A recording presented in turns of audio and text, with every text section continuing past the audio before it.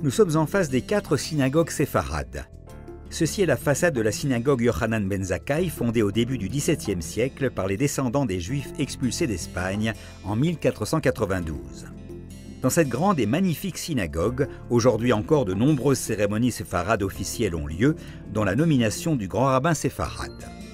Cette synagogue comporte un hall élevé et 2 arches sacrées.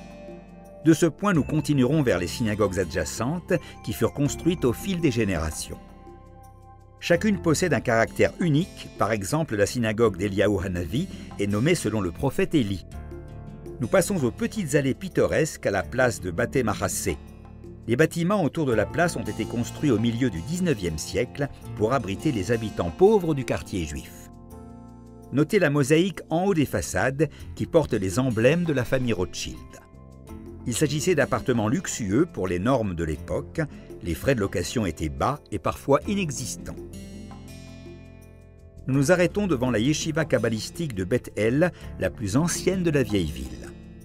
Nous pouvons voir ici les 6 portes de Jérusalem et au-dessus d'elle une porte double représentant la porte de la miséricorde. De là, le Messie entrera au mont du Temple et apportera la rédemption.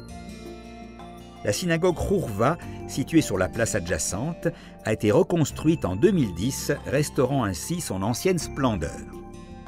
Située dans la cour basse au-dessous de la Hourva est la plus ancienne synagogue du quartier juif, la synagogue Ramban.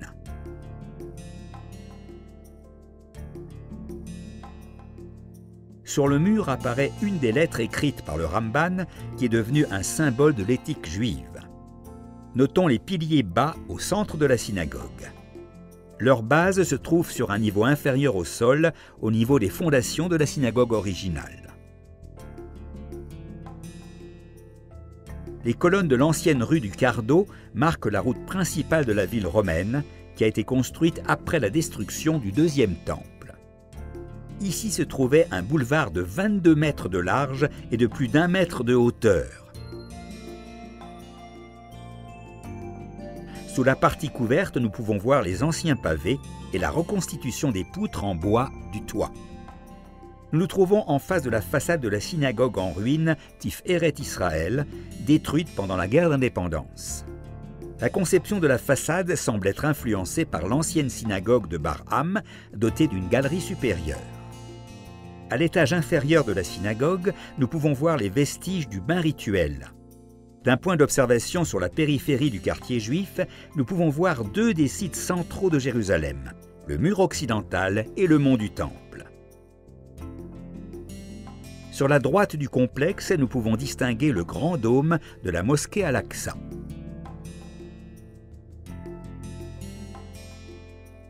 Le dôme doré du rocher est considéré comme l'une des plus anciennes structures monumentales musulmanes au monde. Le mur occidental est considéré par les Juifs comme le site le plus sacré au monde. Le mur occidental est un vestige du mur extérieur de soutènement de la plateforme du temple du roi Hérode.